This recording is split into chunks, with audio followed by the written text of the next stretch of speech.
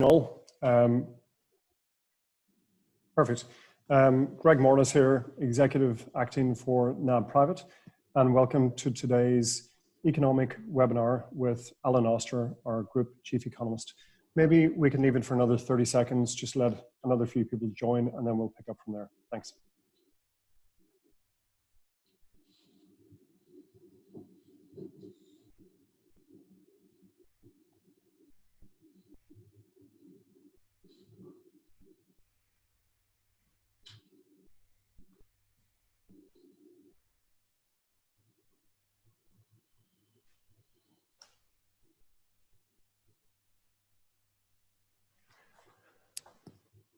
Perfect. Well, good morning, everybody. As mentioned, my name is Greg Morris. I'm the Acting Executive for NAB Private, and I'm based here in Sydney.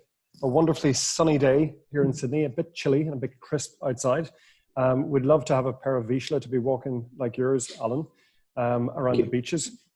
But thank you all for taking the time to spend with us this morning on our second economic update with Alan Oster, our Group Chief Economist.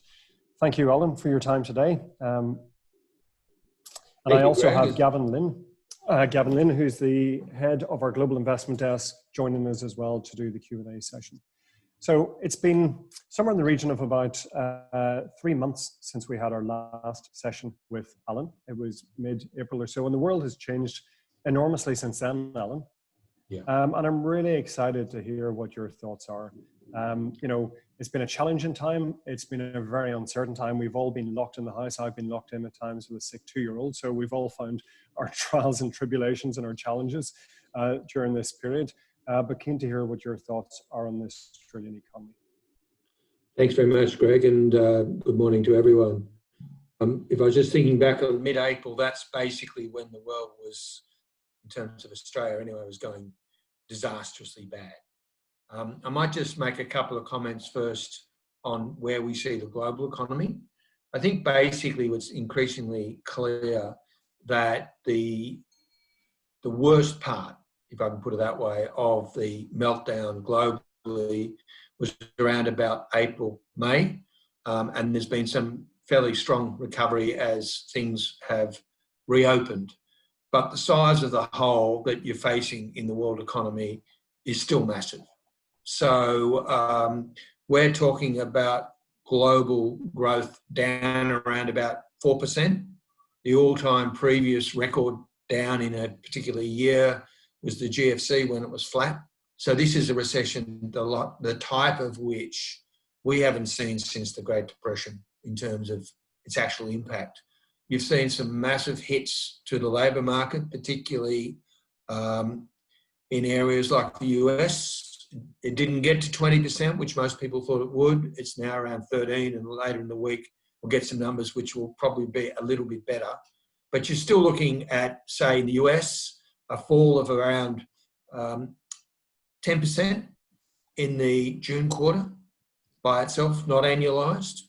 You're looking at similar sort of issues in Europe and the UK. I'm in Victoria, and we're worried about 70 or 80 new cases a day, whereas in the States they're talking north of 30,000 new cases a day.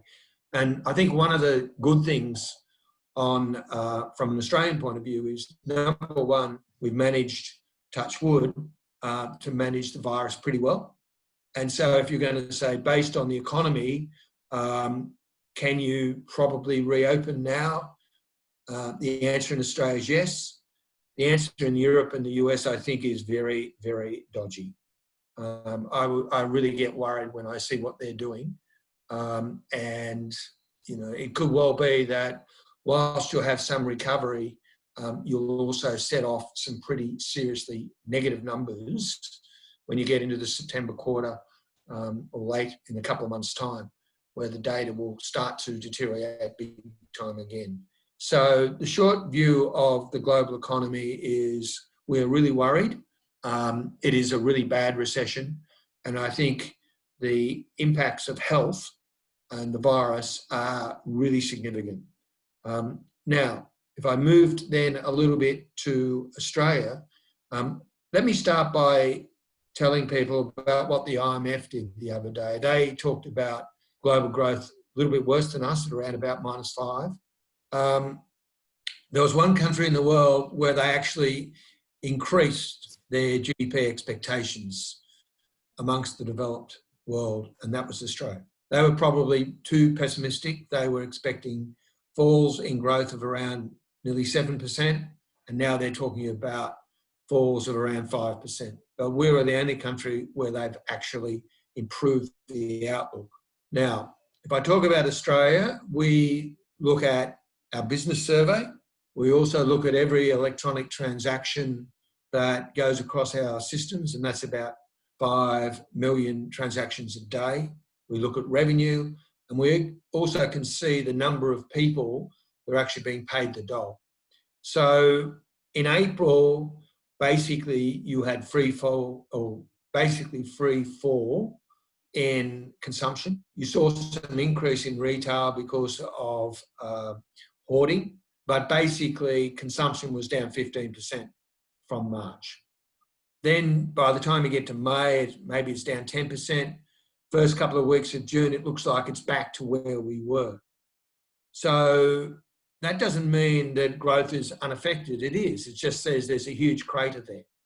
And that will come out in the June quarter GDP. Unfortunately, you won't get them till September, but our guess would be that it could fall as much as 8%. I think more likely something like -5, around that sort of area. And overall GDP in the year, we've got it at -4. It might be something like -2. But again, this is much worse than anything we have ever seen. So the good news is we're sort of getting consumers almost back to normal in terms of their spend. There is, however, one big issue, and that is what that impact has done to the labour market. And I'll try and give you some numbers to think about. The all-time record fall in employment in a month was 70,000, which was in November 1992. In the last 2 months, we have lost 837,000 jobs. So, 10 times more in 2 months. The capacity of the economy dropped. Basically, in our surveys, around 10% in terms of hours worked, according to the Bureau of Stats, something like 8%. So it has been a massive hit. And so when people lose their jobs in that sort of order of magnitude, you have serious fear, you have serious concerns about what happens when people go off JobKeeper and JobSeeker, and what might go forward. Why hasn't unemployment gone up a lot more? So, 800,000 jobs, to give you an idea, total unemployment in Australia before this was all happened was around 700,000. So you've doubled the number of people who've lost their jobs. It hasn't shown up in a doubling of the unemployment rate because there's a statistical definition that the Bureau of Stats used that says, 1, you have to lose your job. Number 2, you have to actively go looking for a job. And what's happening is the government has tried to say, well, you don't have to actively go looking for a job, but you can get paid the dole. And so from the Bureau of Stats, that means they're not counted as unemployed. They're counted as someone who has lost their job and is out of the workforce because they're not looking. And if you think about it, hospitality is only just starting to reopen. And if you wanted to be, let's say in the airline industry, and you wanted to stay there and you've got a job, or you haven't got the job, you're not going to go looking for a new airline industry, particularly if you're international, because they're not going to, in my view, not going to open up for international travel for another 12 months. And so the good news, I suspect, is the amount of job losses that are actually occurring are probably stabilising. And you'll get some data later on today about what they call payroll data, which is for the last couple of weeks, and I expect that to go sideways. But as you reopen, more people are going to say, well, I probably should try and get a job now. Also, the government from July is going to say, hang on, if you want to get paid the dole, you've got to go looking for another job. And so that big fall in the participation rate is going to reverse, and that's when you're going to see the big increases in unemployment later in the year. We would still see unemployment at least 8%, maybe a bit higher. Not as bad as what we worried about before. At one stage, we were worried it might get to 12. If we look at the number of people who are NAB customers that are actually being paid the dole, and then we sort of look at back across the economy, we get something like 9.5% unemployment today. The statistician's got another estimate, and he says, well, if those who are on the dole were actively looking for the job, the unemployment rate today is 11.3. So there's been massive damage done to the economy. Having said that, if we're stabilising now and things are reopening, that means probably the September quarter GDP numbers will be positive, and maybe the December quarter, provided that the virus is sort of still under control at that stage. I know a lot of people, one of the number one questions I get asked at the time is what happens when the September cliff happens, which is a lot of the sort of structural changes to support both the dole and the people to stay on the workforce, JobKeeper, all are supposed to essentially disappear in the end of September. My assumption is they will not disappear, because if they do, then I'm worried about a W recession. They may, for political reasons, close JobKeeper down, which is the one that says, if you're still being employed, even though you're not getting paid a wage, the government will pay you $1,500 a fortnight. I suspect what they'll do is they'll have some sort of system whereby if you still don't have very much, you're in an industry that has no increase in turnover, and things are really bad, they'll keep something going for that. I don't think they will keep the dole at its current level, which is around 1,100, but it's not going back to 550, which is the previous level. So I think you're going to do a phased reduction, but not complete buyout of all the effects that they've done on fiscal policy. In fact, I think on fiscal policy, they're going to have to spend more money. They're going to have to keep supporting the economy as we go through. Now, some sectors of the economy will do better. Some sectors will do very poorly. One of the really important features of the economy at present is closing down international borders, which means population growth goes from about 1.5% growth per annum to about 0.7. So that has a big impact on things like house prices. Unemployment rate in real terms is probably above 8. We'll get there. But the banks, I think, are going to be very generous in terms of not pursuing people. There will be some people that will have to close down.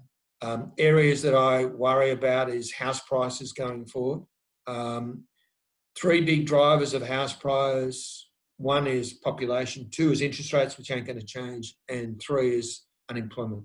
So for me, we're still talking about 10 to 15% fall in house prices, and probably becoming more obvious over the next 6 months or so, but over the next 12 months. I don't see that as a disaster. Remember, Sydney, Melbourne prices fell 10 to 15%, and now they went back to sort of where they were, and now they're sort of going backwards again.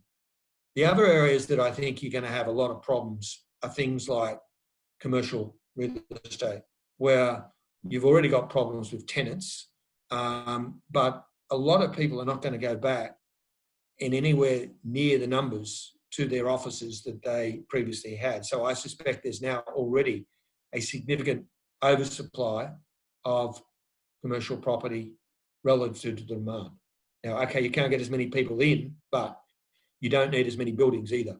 And that also flows on to anyone who's got a small business who is trying to cater for office workers who ain't there. And so that's going to be an issue.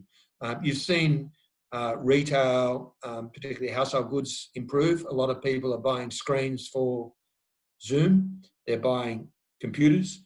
They're buying offices, chairs, and things like that.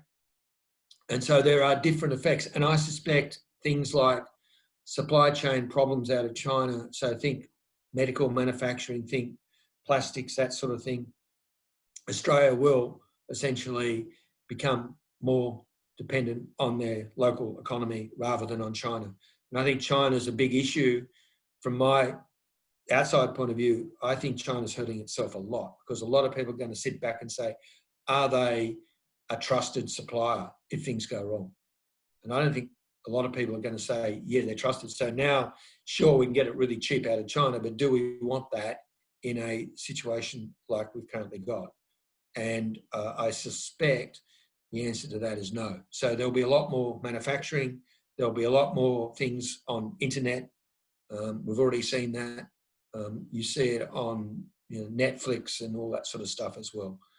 One issue that I think is really important going forward that is probably not great is that whilst the level of job shedding may be coming to an end, the level of job creation, I suspect, is still going to be very weak. So if you're back up at about 8% at the end of this year, I suspect you're still 7% at the end of the year after and something like 6% the year after that. So there'll be a lot of uncertainty. People will still worry about what they're going to buy. So if they have to buy it, they will. If they don't have to buy it, they probably won't. And so there's some of the issues that I think are really important as we go forward in terms of what's going to happen. I think October, when they have their next budget, they're going to bring forward tax cuts, personal tax cuts, to try and get more money into the consumer. And that's really what you need. Sure, the consumer won't spend it straight away, but they will eventually spend it, particularly if it's targeted towards the bottom end of the income scale. So for me, it's probably a lot better than it was in April, because in April it was in free fall.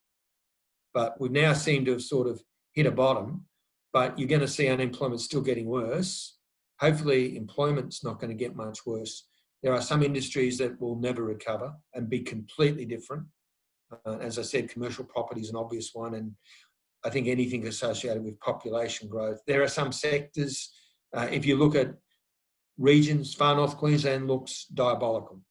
So anything that's really exposed to international tourism. So CBD, Sydney, Melbourne, same sort of issue in terms of that. So I'm trying to think of the positives that I can leave you with, but probably the main positive is Australia is we've managed the virus pretty well. We can open up. That will mean that economy will pick up just on reopening, but it's going to be really difficult. The last thing I'll say is you need to differentiate between growth rates. So if the economy falls 8% and then it rises 8% from that lower level, it is not back to where it started. And so, yes, you might have a V in relation to growth rates, and that's what equity markets are looking at a lot. But if you look at the level on our forecast, our best guess in terms of our best case would be that the level of unemployment the level of GDP might get back to where it was at the end of last year, late 2021, more likely mid 2022. So if you're talking about V's for growth, that's fine. If you're talking about levels for GDP and to some extent unemployment, you're talking about a U, not a V. And so to me, that's a worry about what's that going to do to the equity markets once they realise that. I'm not going to give anybody financial advice because I'm not qualified to, but personally, I'm very worried about where the equity market's going, and the economy is not bounding back the way the equity markets are sort of reflecting and saying, right, we're finished. Sure, you're probably past the worst, but the worst was diabolical, to be brutally honest. Yep, perfect. So, Greg, I might pass back to you. Yeah, no, thank you. I'm not a financial advisor. I'm not qualified to give financial advice. However, we do have our colleagues at JB Weir. So if anybody does want to have a chat or a second pair of eyes to look over their current portfolio, please do reach out and we're more than happy to make the connection.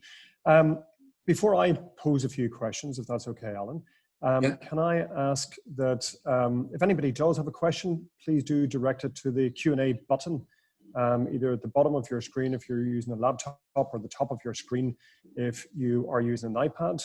And we're more than happy to put those to Alan. We do have quite a lot of questions already. Alan, I've got a question or a couple of questions for you, and just keen to hear your thoughts. given what you've talked about, you know, the state of the economy, obviously the heightened unemployment, and the fact that things are going to be tough for the next couple of years, you know, what's your thoughts around the need for the imposition of austerity budgets? I'm thinking back to, you know, as an Irish person who saw these come in Ireland just during the GFC, and whether there's a need for that at this moment in time. My short answer is there's absolutely no need for austerity. Why? Sure, we've spent about 10% of GDP, and our debt to GDP ratio that started off at about 18%. Context, global numbers are probably around 100% now. They used to be about 90, but everyone spent about 10. I think the way you pay back the money is you get the economy to grow. And the reason that you've sort of had a good position has been because you've had some austerity in the past, and you should use it to make sure you basically don't have an economy that basically falls over because they're trying to get back to a surplus. So to me, you know, Europe sort of can't afford it. It's very difficult. So you've got the Oster 4 in, say, you know, Germany, Austria, etc. In Europe, who don't want to spend more money, but Australia can. And our relative position compared to everybody else is we haven't spent any more money than everybody else. And so, you know, we started from a really low base. And to me, I really hate recessions because I know from the past, it takes a bloody long time to get the economy back to normal. And for most of us, I think, I don't see this economy back to quote normal until 22, 23, something like that. You're not going to get any wage rises. And so just to go cold turkey, I think would end up giving you a W recession. And, you know, whilst I'm on a podcast, let me just say, having talked to some very senior officers in the government, they say, Alan, we may not be the brightest in the world, but we're not the dumbest either. And we're not being known as the government that basically won the battle and lost the war. So I think they know that they're going to do something. And, you know, I suspect that will be in the October budget update. Perfect. Actually, one of my other favourite economists, apart from yourself, is David McWilliams, my fellow Irish countryman, who talks about, you know, this being a pandemic. And he talks about there is a vaccine to this pandemic, and that is money.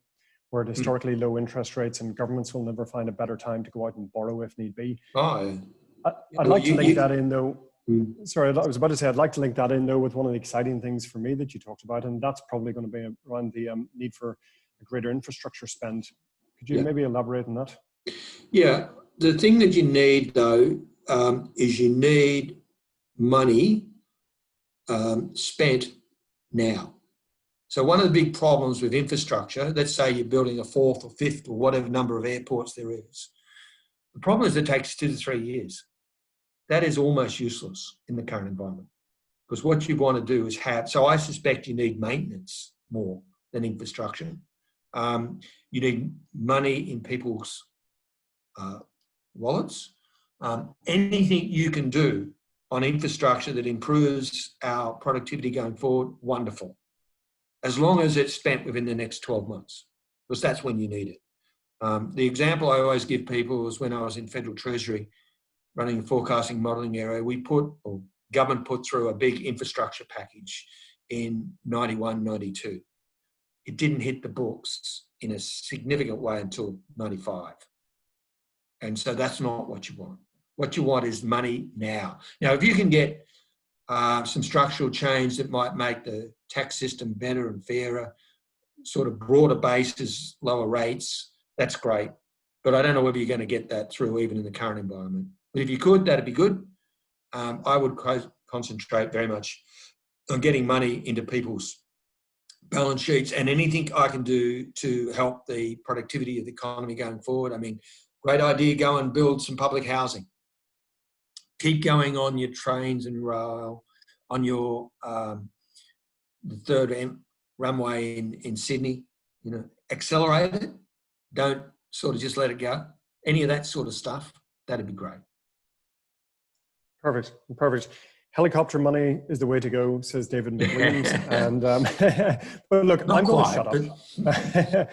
Look, I'm going to shut up, and I'm going to pass over to my colleague Gavin Lynn from the Global Investment Desk, who has got a number of questions, and we've got a number more have just been put in the Q&A function.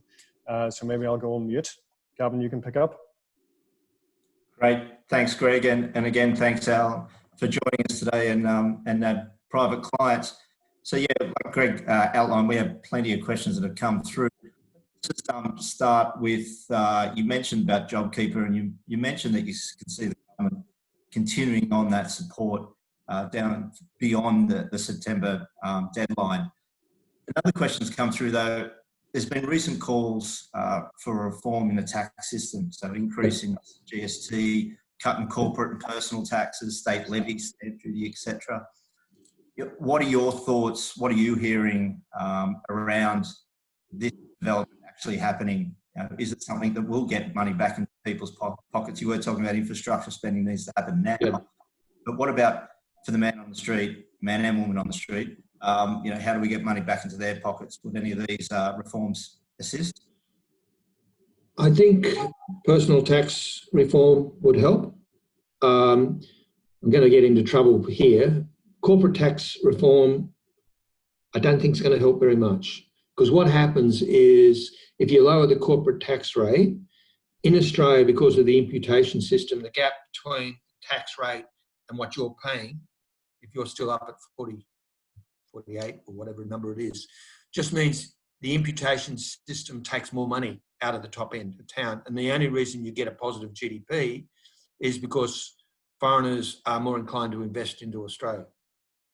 So to me, corporate tax, yes, that's a good idea in general, because if everyone else is cut, we're less attractive. But is it really critical in the current environment? My answer is personal taxes is much more. If you could broaden the base of the GST and lower the rate, that'd be fine. There are a lot of issues associated with welfare on that, because everybody pays the same amount. Land tax is the other one. The only issue about land tax that's actually instead of stamp duty, is you have to grandfather it. So if you just paid stamp duty on a new house, you can't then be charged a land tax as a replacement until a number of years have gone on. So any of those things, lowering the rate, broadening it across, I think are good. Whether you get it up in the current environment, I'm not sure. A lot's going to depend on politics, I suspect. You're more likely to get up this year than next year as you get close to an election. It might be good to do something in industrial relations, but again, I think that's probably too hard. And in the current environment, I just want the economy to grow. And therefore, I need money into the consumer or money into infrastructure that actually they're going to spend now. Okay, thanks for that. Just looking at a couple of live questions that are coming through, and this has been a bit of a theme. David's asking, where do you see the Aussie dollar in the next 6 months? So we've got the Aussie dollar at around, by the end of the year, we got it at 70 cents. And at the time, we're fairly uncomfortable saying it was going to go up. The reason that we've got it going up is it's not going up against everything. It's going up against the US dollar. In other words, the US dollar is going down everywhere. So we are quite happy with the idea. If you look at commodity prices, I know there's a lot of people talking about China, etc. They need our iron ore because Brazil sort of got problems with the virus and their production's down. And if China's going to be using fiscal policy to sort of help their economy, and they are, they need iron ore. So that's why the iron ore price is still above $100 a tonne. So, at the end of the day, I'm sort of looking at China, etc., and saying, well, the problem that you might have is that, they might say to us, well, we don't want our people to go and visit you anymore, or tourism.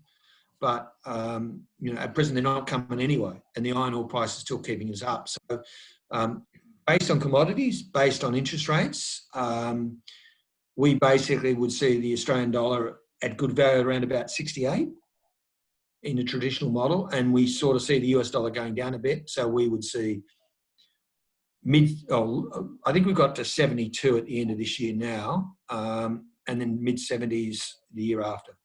But again, if the virus comes back big time and the world economy falls over and commodity prices fall, you go back down to mid 50s. So it's really about where the global outlook is and how bad is the US in the current environment.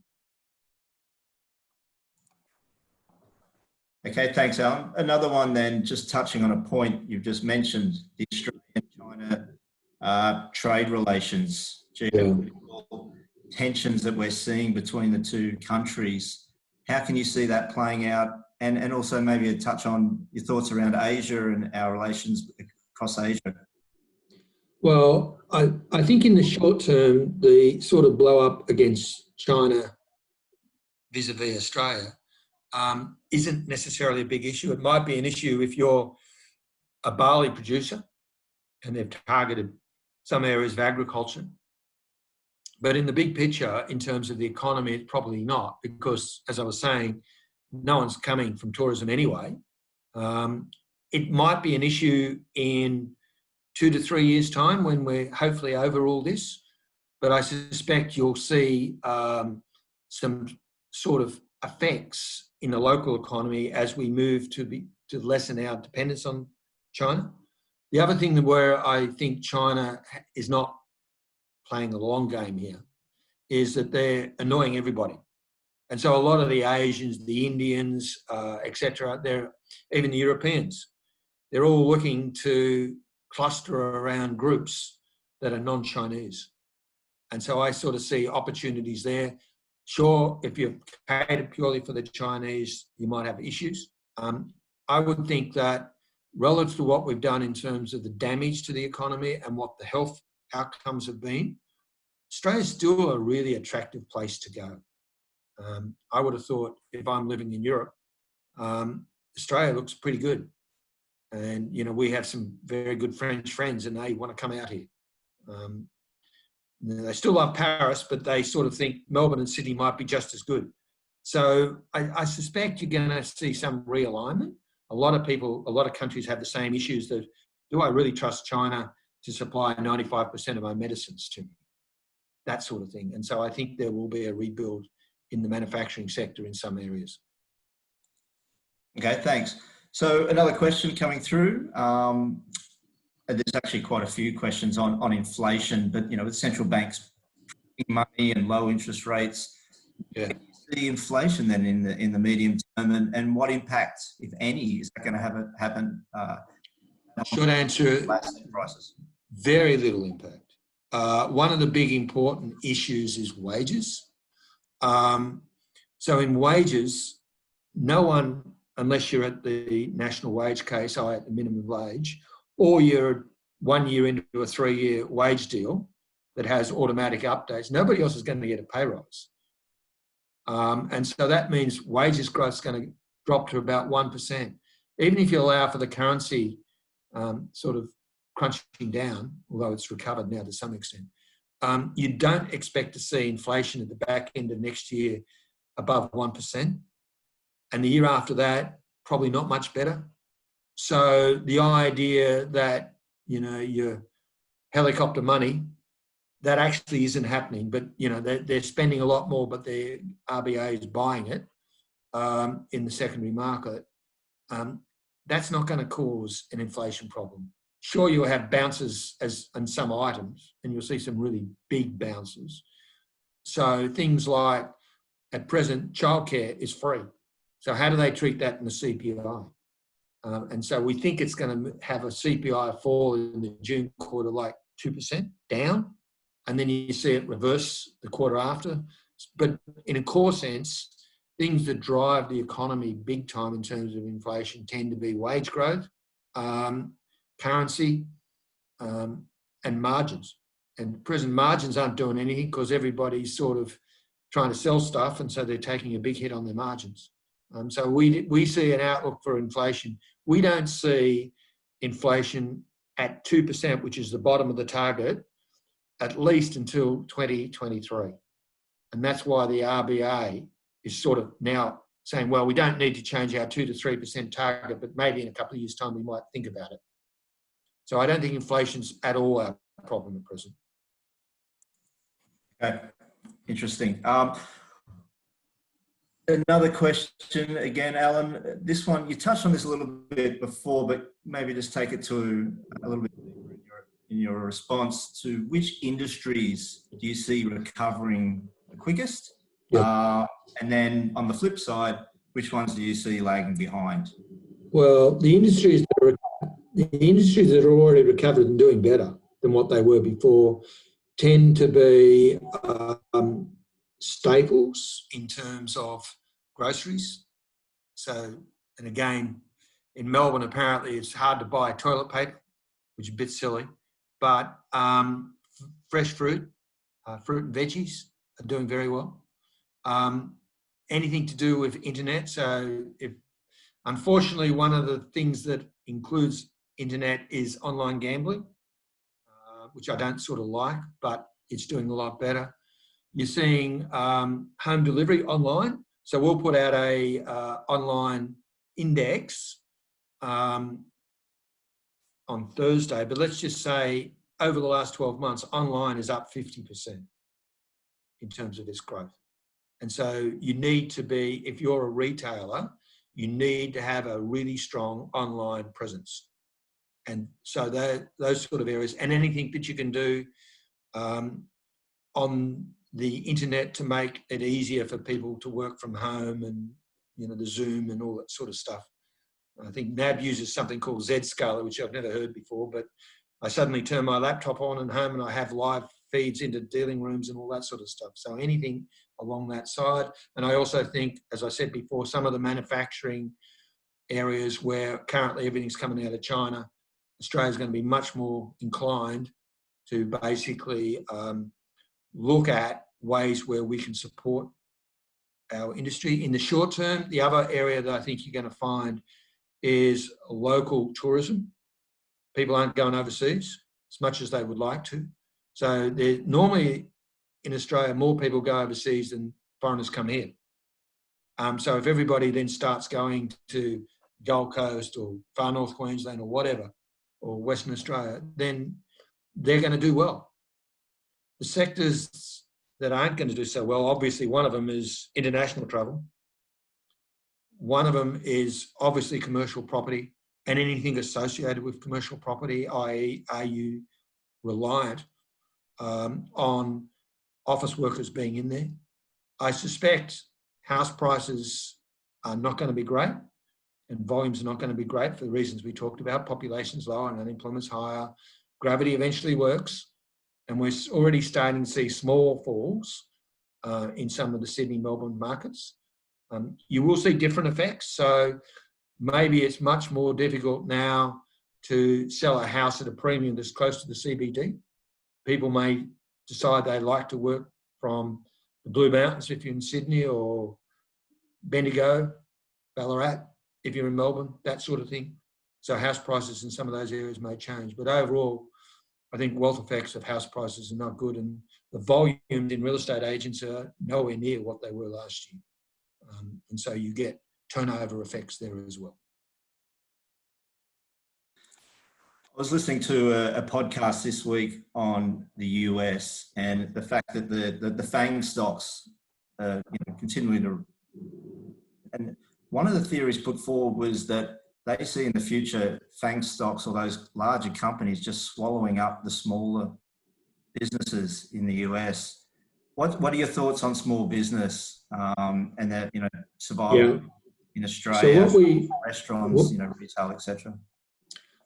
One of the data points we can gather is we can see the revenue of all our business bank customers, and the worst hit by mile are SMEs, small business. Corporates are still okay, maybe they're Coles and Woolies in there, but the smaller you are, the worse it is. And so that is difficult. In terms of people asking for new loans or deferments of interest, etc., I think the banks are trying to be shock absorbers. There are some people that if you're a good, I think everyone said that if you're a good business going into the virus, you're a good business going out of it. And so banks will try and support those. There'll be some people that, for whatever reason, their model is now broke. And banks' best interest and everyone's best interest is to try and get them out of that industry and do something different. We put out an innovation index yesterday where innovation has gone down a lot, but some areas are seeing massive changes in the way you build your model. So, gin distillers suddenly become hand sanitizers, manufacturers. You see how the restaurant industry's got around things, takeaway food, all that sort of stuff. So all those things there are basically very innovative and different. So I sort of see different groups doing differently, but again, a lot will depend on the virus. And so if this thing gets out of hand again and they shut everything down, then we'll go backwards, unfortunately. Just on that, there's a question, one interesting question was, do you think the government's done enough during this pandemic? Do you think they've thrown enough at this? I think they've done enough to try and keep people attached. They've done enough to try and keep people with money in their pockets. I think they're going to have to do more. I really do think they are going to have to do more, because you can't just turn fiscal policy off come in September without causing a massive crunch in December. And so you've got to keep the economy rolling. And, the unemployment rate might not look that bad, but the number of jobs that have lost are massive. And, when you've lost your job, you're going to be very careful about what you spend, your ability to repay debt. So we sort of don't know what's going to happen at the end of September when everyone says, well, the SMEs now will fall over. We just don't know. We're watching really carefully, obviously. And a lot of people have started to pay us back, even though they didn't have to. And we've seen that also in the housing book, where people are a year or so ahead and they say, oh, I want on 6 months break. And the answer is, well, you can just take it. You don't need to ask us. You're ahead of where you need to be. And so, we're watching it, but we're not seeing signs of distress. We are aware of what they now call the zombie firms that might struggle through, keep going on JobKeeper, etc. And then sometime early next year, they all fall over. So you just don't know. But at this stage, we're hoping for the best, and we haven't seen a lot of stress yet. Right. Okay. Looks like we've got a couple more minutes. So time for one more question. Let's give you an easy one. How about views on gold? Haven't touched gold. Look, I never know what's happened to gold. Gold is, in a very simple language, is when you get completely mistrustful of everybody, you go and buy gold. Now, why you don't buy diamonds or platinum or whatever, I've got no idea, but people just go and buy gold. So I sort of, if the equity market really tanks, then gold price is going to go up. But our sort of answer is that we're not really expecting that in a fundamental sense. But again, all care, no responsibility. Thank you. Thanks, Alan. All right, I'll pass back to Greg to wrap up. Thanks very much. Perfect. Thank you, Gav, and thank you, Alan. Alan, as they talk about gold being the currency of last resort, just a couple of observations on what you had to say. Number one, there appears to be contagion effect from the toilet roll situation in Victoria, because I noticed today at the first thing this morning that the local Woolies had a sign up limiting people on how much toilet roll that they could buy. So that's terrible. That's observation number one. Observation number two is the fact that my wife is certainly hoping that there is no second wave of this, especially given the fact that now repurposing some of those gin distilleries to do hand sanitizer, and that would completely freak her out if that was the case long term. But thank you so much for your time, Alan. Thank you, Gavin, for hosting that Q&A. Just want to pick up on a few things and mention a few things. Number one, we hosted a few property webinars last week, and look, we got really good feedback about those. And I mean, I really want to stress to people out there that we as a bank are open for business. And if you are looking to borrow money either for your business or if you're looking to buy property, owner occupier residential investment property, please come and talk to your banker. Please come and talk to us. We'd love to speak to you. That's number one. Number two, if you're struggling financially and need to chat to us about your current position and your future position, again, please reach out. That's what we're here for, and we're keen to help as much as possible. And finally, as I've mentioned before, this isn't just a financial crisis, this is also one of health and well-being as well. And to that end, we offer our clients the same facility and the same services that we offer our own staff through a service called Benestar, which is a counselling service to help people through these tough times. Again, if you do wish to be connected to a Benestar counsellor, please do let us know. If you don't feel comfortable speaking to your private banker, please reach out to me directly, and I'll be more than happy to make that introduction for you. So with that, thank you so much for your time. I really appreciate it. I would also like to thank Alan Oster. Thank you, Alan, again. And I would love in a couple of months' time if we could bring you back and see how we're going and whether we're tracking on the same trajectory.